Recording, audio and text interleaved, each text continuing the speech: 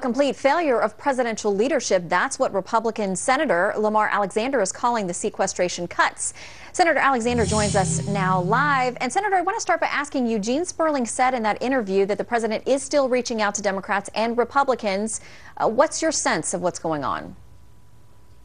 Well, he hasn't reached out to me. My sense is, and I really believe this, and Mitt Romney suggested it, this is a colossal failure of presidential leadership. I mean, this is the president's sequester.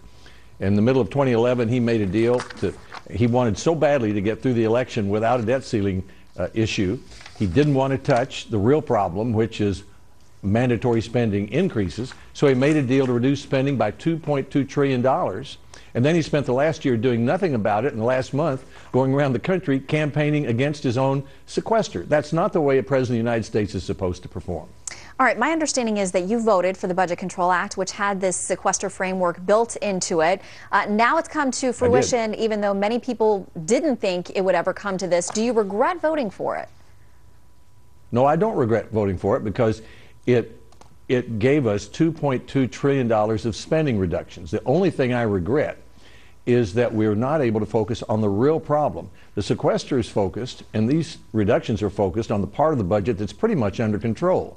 National parks, national defense, national laboratories. The part that's not under control, and it's growing at the rate of 2 or 3%, or 2 or 3 times inflation, is the mandatory spending increases. So that's the only regret I have, that between the president and Congress, he won't focus on that, and we can't get that done. The president said this week that, quote, none of this is necessary, referring to these cuts that we're discussing now. He says it's happening because of a choice by congressional Republicans. What weight do you bear? Any blame that the GOP bears in where we've gotten to today? I just can't understand this style of presidential leadership. I mean, the president takes no responsibility for his own sequester. He's had a year to fix it. He could still fix it today. He could send us a plan tomorrow, and we could have back to him a result within a couple of weeks. He could suggest that we spread it out over just the discretionary part of the budget. That'd be a 2% cut. He could suggest that we spread it out over the whole budget. That would be a 7% cut. We could spread it out over the whole budget. That'd be 2% cut. He could do what Senator Corker and I have done, which is suggest a $1 trillion reduction in spending increases on mandatory spending, which would be a favor to seniors and a favor to young people, because it would make the program solvent and lower the possibility of a debt that we can't pay. But he's doing none of that. He's accepting no responsibility. He's not acting like a president of the United States is supposed to act. On your side of the Hill in the Senate, there's been no budget passed for years now. Senate Majority Leader Harry Reid has not moved one.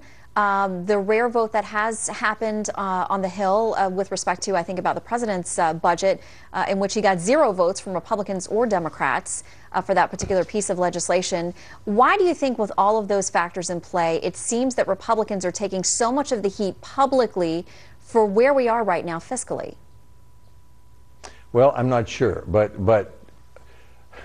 I wish I could give you the answer to that. The problem is the president has profited politically so far from blaming other people for problems he has caused by not producing a budget, by ignoring the real problem, which is mandatory spending increases.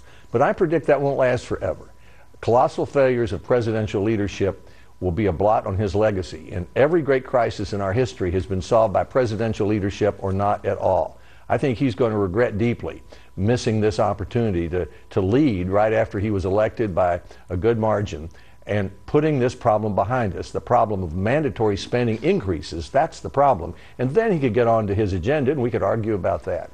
All right, speaking of spending, you know that there are more budget battles looming. The next one that comes due is the continuing resolution, which essentially keeps the government funded and running at the end of the month. That will expire absent some type of renewal. The president has suggested he will allow Congress to handle that separately from the sequester issue.